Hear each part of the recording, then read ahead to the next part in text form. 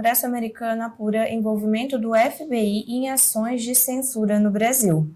A Câmara dos Representantes dos Estados Unidos, liderada pelo deputado republicano Jim Jordan, lançou uma investigação sobre a possível colaboração do FBI com o governo do STF brasileiros em caso de censura contra críticos e jornalistas, muitos deles conservadores.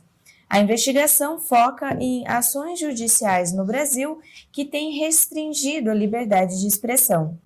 Silvio, mas será que existe uma colaboração da parte do FBI? Certamente. Certamente. Bom, é isso que nós vamos ficar sabendo, né? Porque quando saiu o primeiro Twitter Files, ele era exatamente sobre, né, a intromissão do FBI no Twitter para influenciar na eleição do Trump, né? Então, o que era? Era a mesma coisa, exigências do FBI, né, para derrubar publicações de conservadores, para derrubar perfis, né, para monitorar pessoas, etc. Muito parecido com o que a Stasi, que o Alexandre de Moraes criou dentro do TSE, está fazendo hoje, ela continua atuante, e fez aliás, continua atuante, né, mediante o silêncio sepulcral, né, aquele silêncio de cemitério do nosso Congresso, inclusive dos deputados conservadores, que na época falaram, isso é um absurdo, e nada foi feito para fechar aquela bosta, né? Mas o FBI agiu mais ou menos da mesma maneira. Certamente o Alexandre de Moraes aprendeu, né, com o FBI, né, ali como o que era para fazer. Então agora tem que esperar ver o que vai vir, né, desses documentos, né, se o FBI vai revelar então qual era a comunicação, né, e saber se o governo Biden participou, né, dessa clara intromissão, né,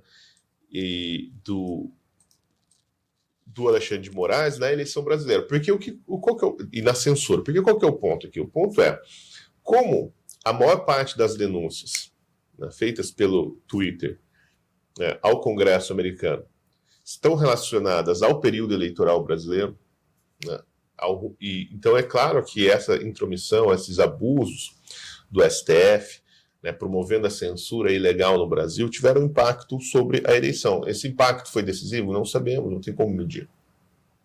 Tá? E aí qual que é o outro problema que eles investigam aqui, né, que eles querem saber? Se o FBI ajudou a censurar cidadãos americanos no exterior, né, assim, na plataforma no Brasil, e residentes dos Estados Unidos, como é o caso do Paulo Figueiredo, do Alan dos Santos, do próprio Monark, que tiveram as suas redes banidas, né, mesmo estando fora do Brasil. Né? E tem até o caso bizarro, que eu não sei se ele está nesses documentos todos, que é o caso do La Derecha Diário, que é um jornal da Argentina que o brasileiro simplesmente não pode acessar no Twitter. Né? Porque o Serimedo, porque o STF mandou derrubar o perfil, né, o acesso dos brasileiros. Então, assim, um cidadão brasileiro não pode ler notícias publicadas na Argentina. Né?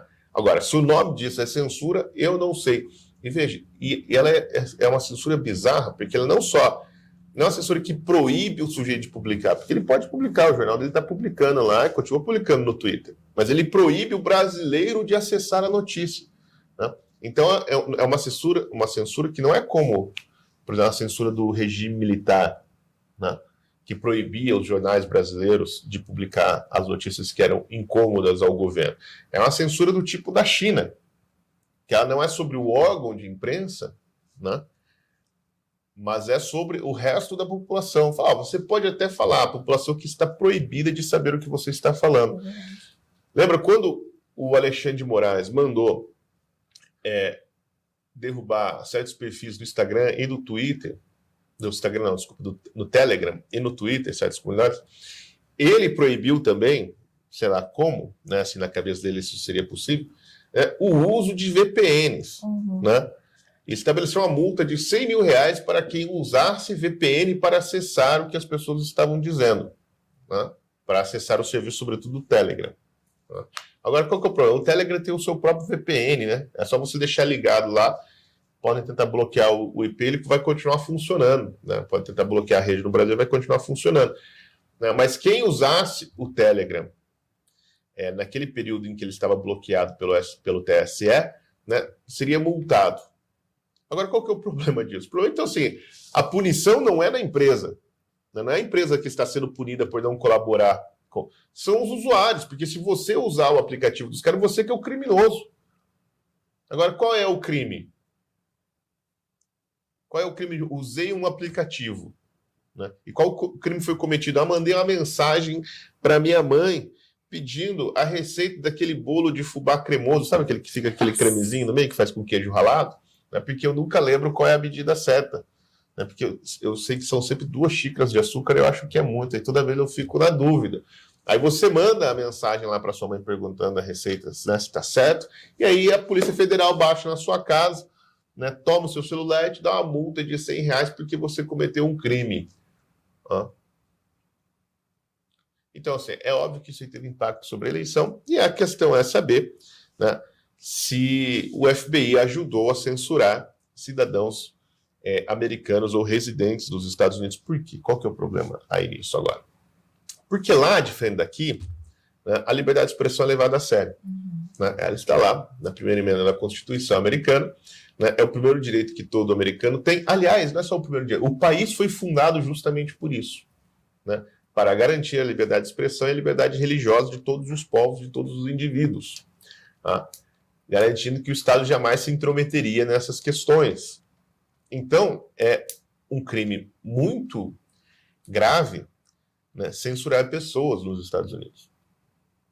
Censurar a fala, por isso que está sendo investigado se o FBI participou dessa cachorrada ou não. Como o Brasil é a casa da mãe Joana, ninguém liga para nada, foda-se, ninguém está nem aí, né, para isso. Mas lá é sério, né? Então, o que pode acontecer, né, se essa investigação prosperar, né, e ficar claro que houve uma espécie de conluio entre o FBI,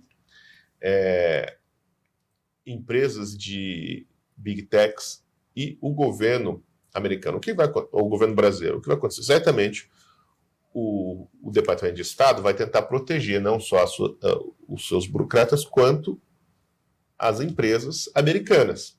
Né? O que acontece? As empresas americanas, elas são obrigadas pela lei americana a cumprir as leis do lugar onde elas operam, então, no caso, no Brasil. Né? Essa é toda... Isso que está sendo investigado, se o Elon Musk cumpriu ou não cumpriu as leis brasileiras. Né? E ele alega assim, que ele foi coagido pelo Alexandre de Moraes a descumprir as leis brasileiras. Então é isso que está sendo investigado. Né?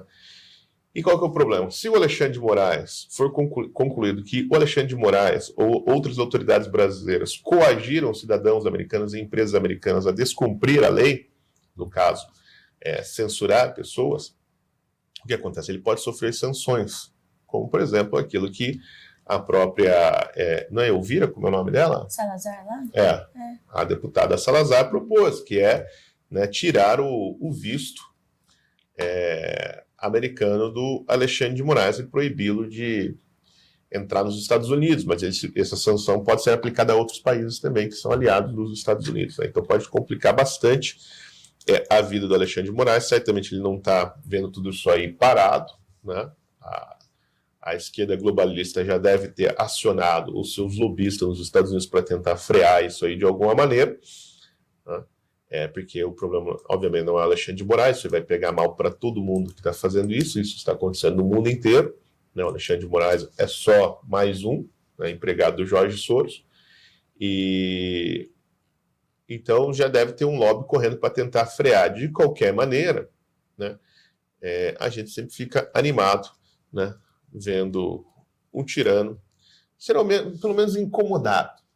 Né? Isso aí é tipo assim, uma goteira na casa dele, né? Mas já é um incômodo. Né? A gente já tem já sente assim um calorzinho no coração. Tá? Entendi. Para o Elon Musk pode dar alguma complicação em relação a essa investigação nos Estados Unidos? Não, nenhuma. Não, absolutamente nenhuma. É só o contrário mesmo, né? O Elon Musk é uma vítima aqui. É verdade, ele é a vítima. Né? Essa é a posição toda que está sendo mencionada. Ele é a vítima da atuação das autoridades brasileiras.